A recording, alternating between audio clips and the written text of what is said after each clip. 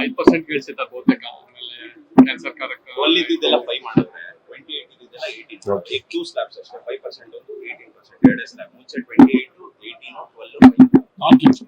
ನಾಲ್ಕಿದೆ, ಈಗ ಎರಡೇ 5. ಓಕೆ. ಇವತ್ತು ನಿನ್ನೆ ರಾತ್ರಿ ಸುದ್ದಿಗೋಷ್ಠಿ ನಡೆಸಿ GST ಅನ್ನು ಸರಳೀಕರಣ ಮಾಡಿದ್ದಾರೆ. ಸೊ ಇದನ್ನ ಯಾವ ರೀತಿ ಇದು ಕೇಂದ್ರ ಸರ್ಕಾರಕ್ಕೆ ನಾನು ನಿಜವಾಗ್ಲೂ ಕೂಡ ಸ್ವಾಗತ ಮಾಡ್ತೀನಿ.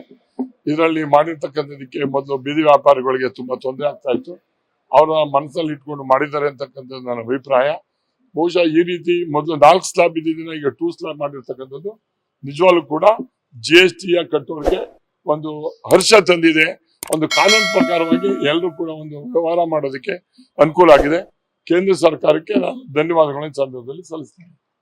ಇದರಿಂದ ರೈತರಿಗೆ ಮತ್ತೆ ಯಾರು ಒಂದಷ್ಟು ಪೇಷಂಟ್ಸ್ ಗಳಿದ್ರು ಅವ್ರಿಗೂ ಕೂಡ ಬಹಳಷ್ಟು ದೊಡ್ಡ ಅನುಕೂಲ. ಅಲ್ಲಲ್ಲ, ಇದರಲ್ಲಿ ರೈತರು ಅಂತಲ್ಲ, ಭಾರತ ದೇಶದ ಯಾರೇ ಪ್ರಜೆಗಳಿದ್ರು ವ್ಯವಹಾರ GST ಏನು ಒಂದು ನೋಂದಣಿ ಮಾಡಿರ್ತಾರೆ. ನೋಂದಣಿ ಮಾಡಿರ್ತಕ್ಕಂಥವ್ರು ಎಲ್ರಿಗೂ ಕೂಡ ಇದರಲ್ಲಿ ಸೌಕರ್ಯ ಸಿಕ್ಕಿದೆ. ರೈತ ಇರ್ಬೋದು, ಬಿಸ್ನೆಸ್ ಪೀಪಲ್ ಇರ್ಬೋದು, ಯಾರು ಇರ್ಬೋದು, ಎಲ್ರಿಗೂ ಸೌಕರ್ಯ ಸಿಕ್ಕಿರೋದ್ರಿಂದ ದೂರಾಲೋಚನೆಯನ್ನ ಮಾಡಿ ಕೇಂದ್ರ ಸರ್ಕಾರ ಮಾಡಿರ್ತಕ್ಕಂಥದ್ಗೆ ನಾನು ನಿಜವಾಗ್ಲೂ ಕೂಡ ಸ್ವಾಗತ ಮಾಡ್ತೇನೆ. ಸರ್, ಇದ್ರ ಜೊತೆಗೆ ನಾಳೆ ಪ್ಯಾಲೇಸ್ ಗ್ರೌಂಡ್ ಅಲ್ಲಿ ಒಂದು ಈದ್ ಮಿಲಾದ್ ಕಾರ್ಯಕ್ರಮ ನಡೀತಾ ಇದೆ. ಸೊ ವಿದೇಶದಿಂದ ಟೂರಿಸ್ಟ್ ವೀಸಾವನ್ನು ಕರ್ಕೊಂಡ್ಬಂದು ಇಲ್ಲಿ ಭಾಷಣ ಮಾಡ್ಬೇಕು ಅಂತಿತ್ತು. ಈಗ ಯಾವಾಗ ಬಿಜೆಪಿ ಮತ್ತು ಬೇರೆ JDS ಎಲ್ಲರೂ ಕೂಡ ವಿರೋಧ ವ್ಯಕ್ತಪಡಿಸಿದ್ರು, ಈಗ ಯೂಟರ್ನ್ ನೋಡ್ತಿದ್ದಾರೆ, ಅವ್ರಿಗೆ ಅವಕಾಶ ಮಾಡ್ಕೊಡೋದಿಲ್ಲ ಅಂತ.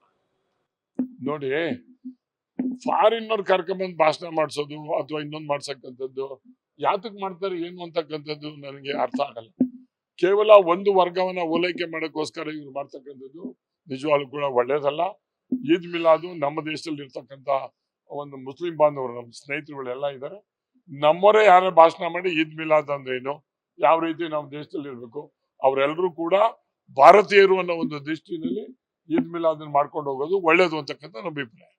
ತಾವೆಲ್ಲ ಧರ್ಮಸ್ಥಳಕ್ಕೆ ಹೋಗಿದ್ದೆ. ಸೊ ಈ ಕುಕ್ಕರ್ ಬ್ಲಾಸ್ಟ್ ಕೂಡ ಆಗಿತ್ತು 2022ರಲ್ಲಿ. ಅದು ಧರ್ಮಸ್ಥಳದಲ್ಲಿ ಬ್ಲಾಸ್ಟ್ ಮಾಡೋದಕ್ಕೆ ಅಂತ ಎತ್ಕೊಂಡು ಹೋಗ್ತಾ ಇದ್ದಿತ್ತು ಅನ್ನೋಂಥದ್ದು ಅಂಶ ಈಗ ಪತ್ತೆ ಆಗಿದೆ. ಇಲ್ಲ, ನಮ್ಗೆ ಅದ್ರ ಬಗ್ಗೆ ಗೊತ್ತಿಲ್ಲ. ನಾವು ಹೋಗಿದ್ದು ಧರ್ಮಸ್ಥಳಕ್ಕೆ ಕಳಂಕ ಬರಬಾರ್ದು ಅಂತ ಹೇಳಿ ನಾವು ಯಾತ್ರೆನ ಮಾಡಿದ್ದು ನಿಜ. ಅದರಲ್ಲಿ ಸೌಜನ್ಯ ಕೇಸು ಇನ್ನೊಂದು ಏನಾದ್ರು ಮಾಡೋದು ಅವ್ರಿಗೆ ಬಿಟ್ಟಿರ್ತಕ್ಕಂಥದ್ದು. ಯಾರು ತಪಸ್ಸಿದ್ದಾರೆ ಆ ತಪಸ್ಸನ್ನ ಅವರು ಸೀರಿಯಸ್ ಆಗಿ ಕಂಡು ಹಿಡಿದು ಮಾಡ್ಬೇಕು. ಈಗ ನಮ್ಗೆ ಅವ್ರು ಮಾಡೋದಕ್ಕೆ ನಂಬಿಕೆ ಇಲ್ಲದೆ ಇರತಕ್ಕಂಥದಕ್ಕೆ ನಾವು ಎನ್ಐ ಮಾಡಬೇಕು ಅಂತಕ್ಕಂಥದ್ದು ಒತ್ತಾಯ ಮಾಡ್ತಾ ಇದೀವಿ. NI ಮುಖಾಂತರ ಆಗಿದ್ರೆ, ಈಗ ಮುಖ್ಯಮಂತ್ರಿಯವರು ಯಾವ್ದೋ ಒಂದು ಪೇಪರ್ ಅಲ್ಲಿ ನೋಡಿದೆ, ಯಾವ್ದು ಫಾರಿನ್ ದುಡ್ಡು ಹರಿದು ಬಂದಿದೆ, ಅದು ಬಂದಿದೆ ಅಂತಕ್ಕಂಥ ಹೇಳ್ತಾ ಇದ್ರಲ್ಲ. ಮುಖ್ಯಮಂತ್ರಿಗೆ ಯಾವ ಫಾರಿನ್ ದುಡ್ಡು ಬಂದಿದೆ ಅಂತ ಏನು ಅಕೌಂಟ್ ಗೊತ್ತಾಯ್ತಲ್ಲ, ಡಿಸ್ಕ್ಲೋಸ್ ಮಾಡ್ಬೇಕಲ್ವಾ? ಯಾವ ಪಾರ್ಟಿಗೆ ಬಂದಿದೆ, ಏನಾಗಿದೆ, ಯಾರು ಏನು ಅಂತ ಅನ್ನೋದನ್ನ ಡಿಸ್ಕ್ಲೋಸ್ ಮಾಡ್ಬೇಕು. ಅವ್ರಿಗೆ ಆಗ್ದೇನೆ ಇದ್ರೆ NIಗೆ ಕೂಡಲೇ ಒಪ್ಪಿಸಿ ಅದನ್ನ ತನಿಖೆ ಮಾಡಿ ಯಾವರೇ ಇದರಲ್ಲಿ ದುಡ್ಡು ಹೊರದೇಶದಿಂದ ದುಡ್ಡು ಬಂದಿರ್ತಕ್ಕಂಥ ತಪ್ಪಿದ್ರೆ ಅದಕ್ಕೆ ಕ್ರಮ ತಗೊಳ್ಳಿ. ಲೇಟೆಸ್ಟ್ ಹಾಗೂ ಇಂಟ್ರೆಸ್ಟಿಂಗ್ ಸುದ್ದಿಗಳಿಗಾಗಿ ಬಾಸ್ ಟಿವಿ ಕನ್ನಡ ಚಾನೆಲ್ನ ಸಬ್ಸ್ಕ್ರೈಬ್ ಮಾಡಿ. ಹಾಗೆಯೇ ಬೆಲ್ ಐಕಾನ್ ಪ್ರೆಸ್ ಮಾಡಿ.